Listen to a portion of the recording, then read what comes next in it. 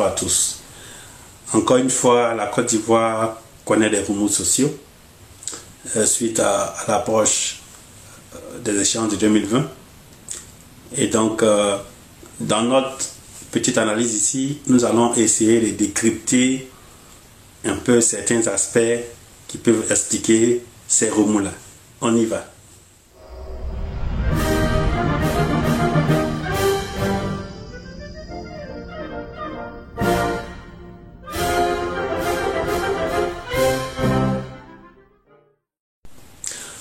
Alors, pour comprendre ce qui se passe en Côte d'Ivoire, il faut se référer à la colonisation.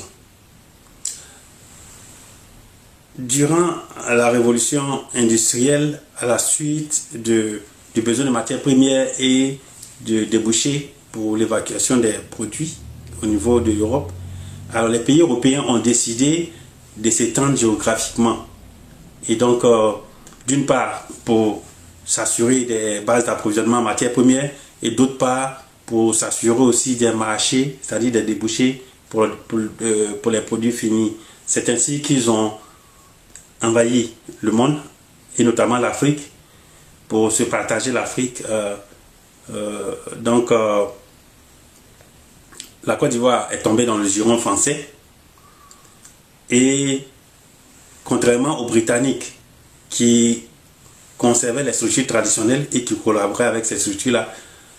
Au niveau de la France, il s'agit pour la France de démanteler les structures traditionnelles, de scinder les groupes qui étaient unis auparavant afin d'éviter toute résistance. L'objectif de la France était de faire en sorte qu'aucun groupe local, au royaume, canton et j'en passe, eh bien aucun groupe ne soit suffisamment grand pour l'inquiéter dans ses objectifs coloniaux. Et donc, la Côte d'Ivoire a été morcelée, des royaumes ont été morcelés, des régions ont été morcelées et des chefs-lieux ont été fixés et décidés au détriment des règles traditionnelles de préséance entre les villages et entre les grands groupes ethniques. Aujourd'hui, nous vivons à peu près le même phénomène avec le régime actuel. Après la division des partis politiques et le morcellement des différents groupes politiques, aujourd'hui nous assistons à un démantèlement des structures traditionnelles, notamment des royaumes. Le royaume de Bassane, lui, il s'est soumis au régime, donc on lui fait toutes sortes de grâces, mais le royaume baoulé, qui semble ne pas se soumettre, est aujourd'hui l'assaut d'entreprises de démantèlement du régime Ouattara.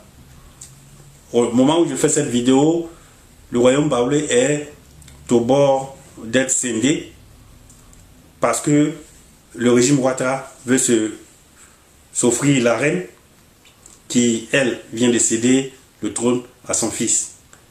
L'objectif de ce régime-là, ce n'est pas tellement le royaume, mais comme je l'ai démontré dans une de mes vidéos, le peuple baoulé constitue un lobby, c'est-à-dire un groupe d'intérêts qui peut faire peser la balance en matière électorale.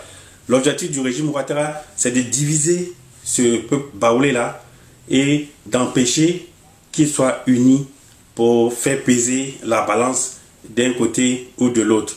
Donc, l'objectif est purement politique et il est purement de détruire les bases même de ce peuple-là, peu importe les conséquences culturelles à venir, l'objectif étant d'avoir des suppôts pour se maintenir au pouvoir.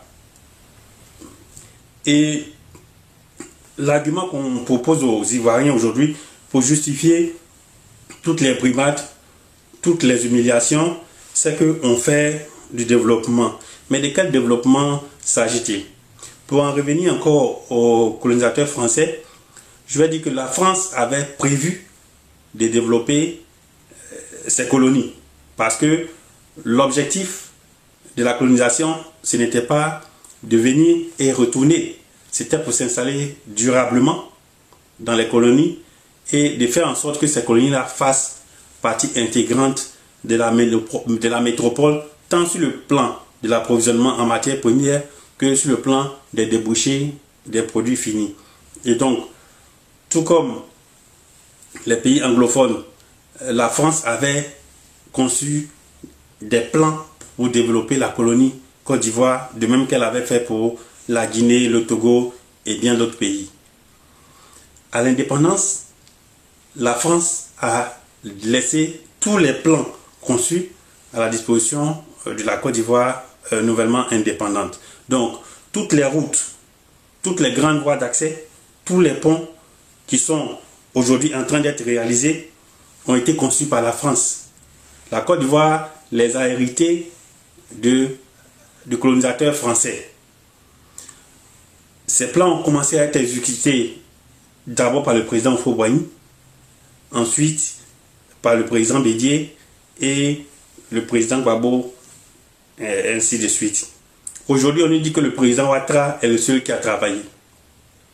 Par rapport à quoi on nous dit qu'il est le seul à avoir travaillé quand on sait que, après le président Houphouët-Boigny, aucun régime n'a eu la possibilité de travailler tranquillement parce que le président Ouattara les a fait attaquer et empêcher de travailler jusqu'à ce que lui-même il s'asseye sur le pouvoir. La Côte d'Ivoire, sur ce plan-là, se retrouve dans la situation du soupirant et conduit qui fait agresser la jeune fille et qui se présente en sauveur. C'est un peu cette caricature-là qui s'applique à ce que vit la Côte d'Ivoire. Aucun président ivoirien n'est paresseux par essence. Mais celui qui les empêchait de travailler est celui qui est là aujourd'hui. Et il peut travailler, réaliser les plans laissés par la France parce que lui, il n'est pas empêché. Parce que lui, il n'est pas agressé. Et donc, on ne peut pas le comparer aux autres présidents. Les autres présidents ont été agressés par des personnes à sa sorte. Et ils ont été empêchés de travailler. Donc aujourd'hui, on ne peut pas accuser les autres de n'avoir pas travaillé parce que celui-là, on le voit réaliser ce que j'appellerais du bling-bling. Parce qu'en réalité, ce qui se passe aujourd'hui, c'est un travail de magicien africain. On importe de grandes masses d'argent pour réaliser quelques infrastructures prévues par le colon et l'argent frais puisé dans le pays s'en va ailleurs. Et donc, pour moi, ce n'est pas du développement. Et être cinquième au niveau mondial, ça signifie quoi?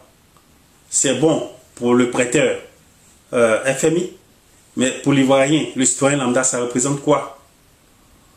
Ce qui importe pour le citoyen ivoirien, c'est son rang au niveau de l'indice de développement humain, c'est-à-dire le ratio qui traduit son bien-être.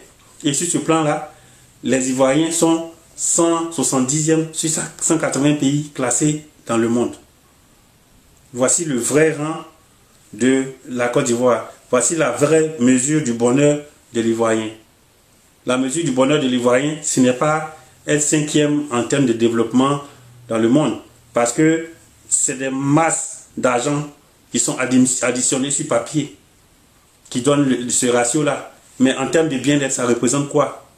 Quand on voit aujourd'hui l'état de délabrement des hôpitaux, quand on voit aujourd'hui les grèves des fonctionnaires et des travailleurs, quand on voit aujourd'hui que l'école est bloquée pour des revendications financières non satisfaites, comment peut-on dire qu'on est cinquième dans le monde si ce n'est pas un cinquième fictif?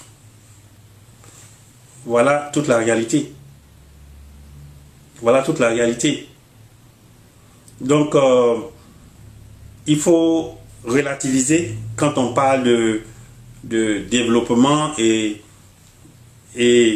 de prouesse extraordinaire, parce que ce sur quoi on doit juger le président Ouattara, c'est ce qu'il a promis, c'est ce qu'il a promis aux Ivoiriens.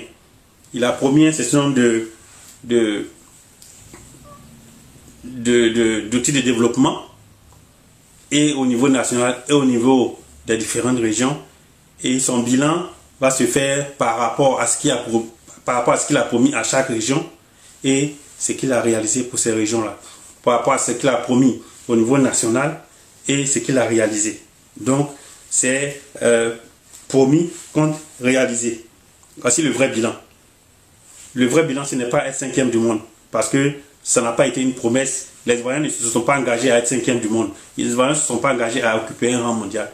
Ils sont engagés à voter un président qui allait leur apporter le développement humain. Donc, c'est l'indice de développement humain qui importe aux Ivoiriens. Et donc, en matière de bilan, nous allons y revenir. Je vous remercie.